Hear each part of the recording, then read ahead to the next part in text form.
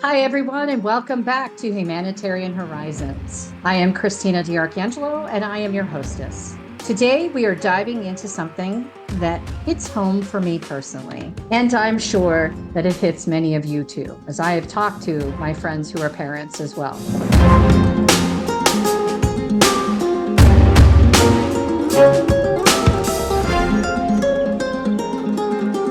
We trust schools to be a safe place for our children, not only to grow, but to learn, to be kind, respectful, thoughtful, and resilient human beings. But what happens when that trust is broken?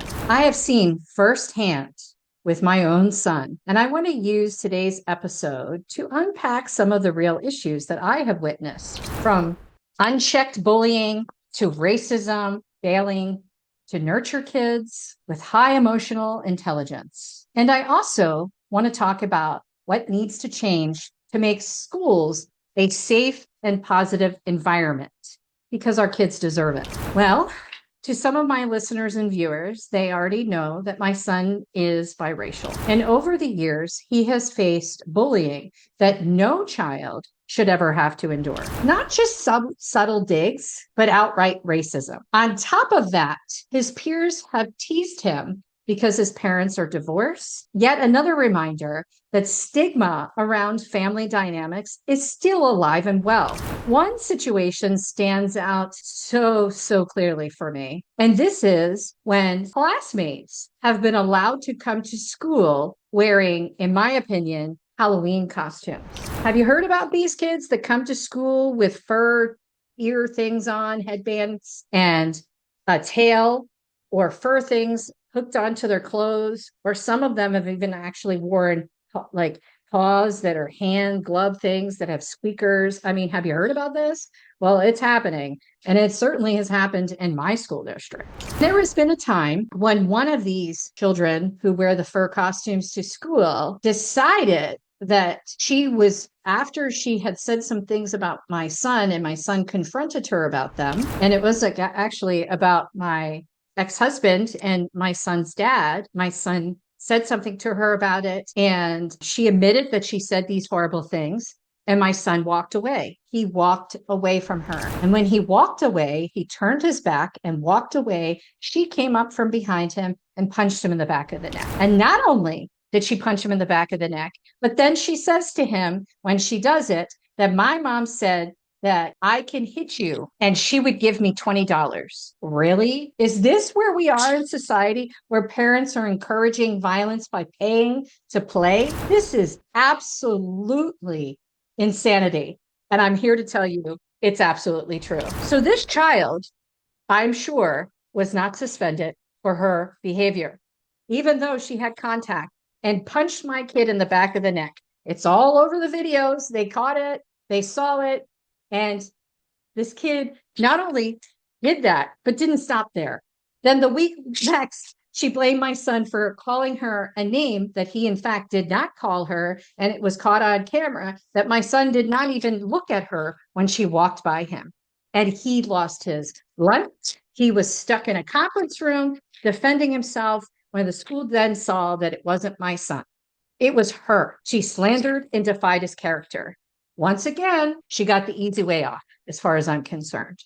The kid is still enrolled in school. Sadly, my son's experiences are not isolated. We are seeing a pattern of failure in many school districts, bullying not properly addressed, allowing kids to live in fear, not to mention some kids are dying. Some kids are getting murdered. I'm not going to get into what happened in Texas with the knife and the track meet, but that was in a school setting. Y'all know what I'm talking about. This just happened not too long ago. Racism is being minimized or ignored, in my opinion. And rather than tackling it head on, it's just swept under the rug. A lack of sensitivity towards children of divorce, blended families, or those who do not fit into the traditional classical models. And something I feel completely, very passionately about is a complete blind spot when it comes to nurturing children with high emotional intelligence. My son is one of those children who has a high emotional intelligence. Instead of celebrating these children, They're often targeted.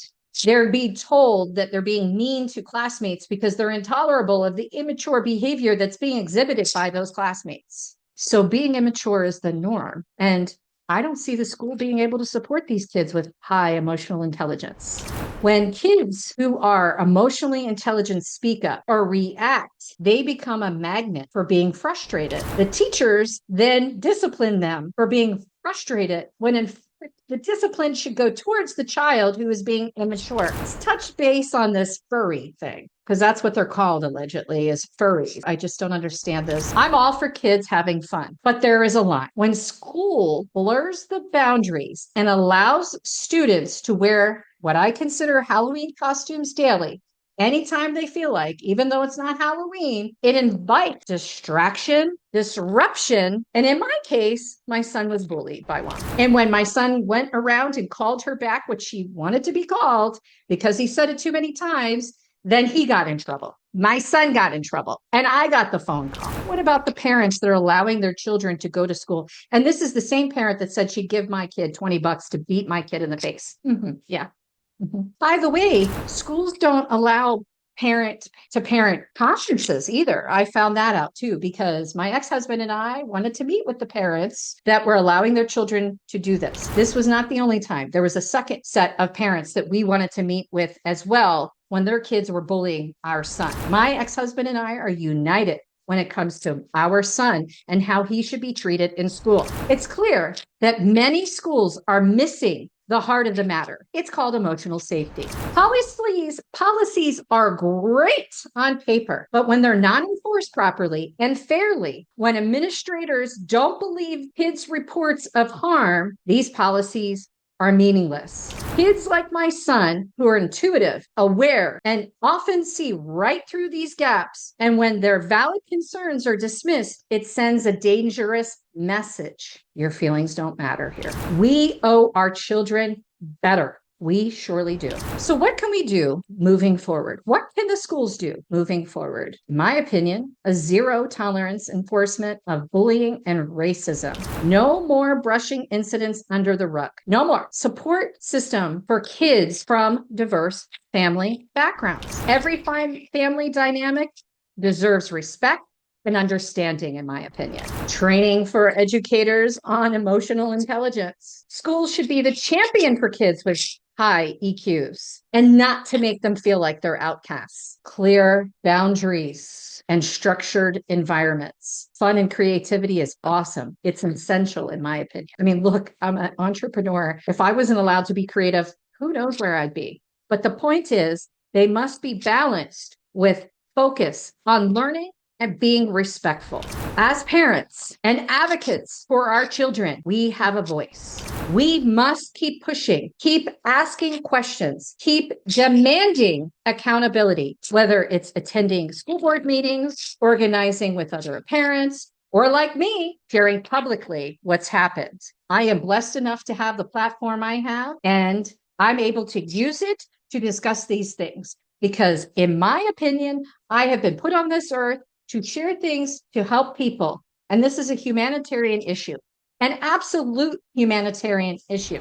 As you all know, I'm big on supporting mental health, especially through my nonprofit Affinity Patient Advocacy, where we work to advocate not just for adults, but children too. It's very important that schools are held accountable. Let's not forget that they are supposed to provide a safe place for children to learn every day. Every child deserves a school environment where they feel safe, respected, and valued. That is the bare minimum. Until schools rise to meet to that standard, it's up to us as parents to be the change makers, whether inside the system or standing outside. It doesn't matter if you're standing outside alone either.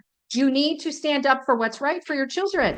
My son's experience has deepened my commitment to this fight. I hope sharing this with you all inspires you to advocate fiercely for your children, for their lives, so that we're not seeing kids murdered at track meets and all these other things that are happening, where kids are bullied so terribly that they commit suicide. This is not the way. We need to do better. We need to advocate fiercely for our children's lives. Thank you for joining me today. As you know, I am Christina DiArcangelo, and this is another episode of Humanitarian Horizons. Let's keep pushing for schools and the world to truly protect and uplift every child.